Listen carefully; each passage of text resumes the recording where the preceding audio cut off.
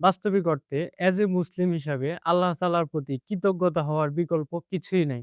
এ বিষয়ে আল্লাহ তাআলা বলেন, "তোমরা আল্লাহর অনুগ্রহ গণনা করলে তার সংখ্যা নির্ণয় করে শেষ করতে পারবে না। আল্লাহ অবশ্যই ক্ষমাপরায়ণ, পরম দয়ালু।" স্রষ্টার উপর কৃতজ্ঞতার বিকল্প আমার কাছে মনে হয় কিছুই নেই। এই জিনিসটা আমরা অবজার্ভ করতে পারি কিভাবে? যখন কেউ আপনার থেকে উপরে আছে, অর্থাৎ আপনি তখন আশাবাদী হবেন যে হ্যাঁ, আপনার থেকে উপরে আছে কেউ। তখন কি হবেন, আপনি আশাবাদী। অর্থাৎ আপনার যদি একটা ৫ তলা বাড়ি থাকে, আপনার চিন্তা থাকবে যে হ্যাঁ, সমস্যা নাই। আমার কখনো না কখনো আমি ৫ তলা একটা বাড়ি করব। এটা একটা বিষয়। আর সেকেন্ড থিং আপনি কৃতজ্ঞ হবেন তখনই যখন দেখবেন কেউ খাবার ঠিকমতো পাইতেছে না। অথবা দেখবেন যে তার হাত নাই অথবা কারো পা নাই, যেটা আমাদের আছে।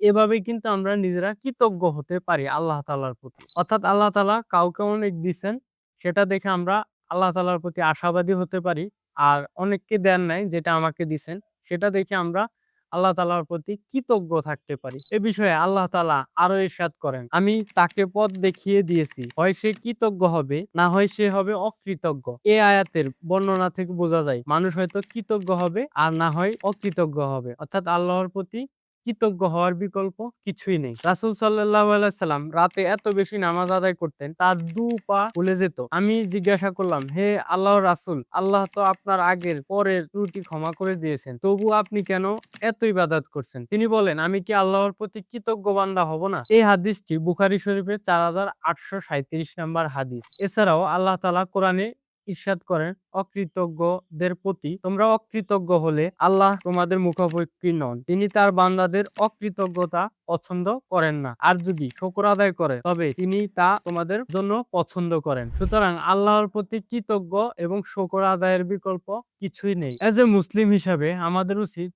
স্রষ্টার সৃষ্টি এবং স্রষ্টার প্রতি কৃতজ্ঞ থাকা। ধন্যবাদ সকলকে। আসসালামু আলাইকুম।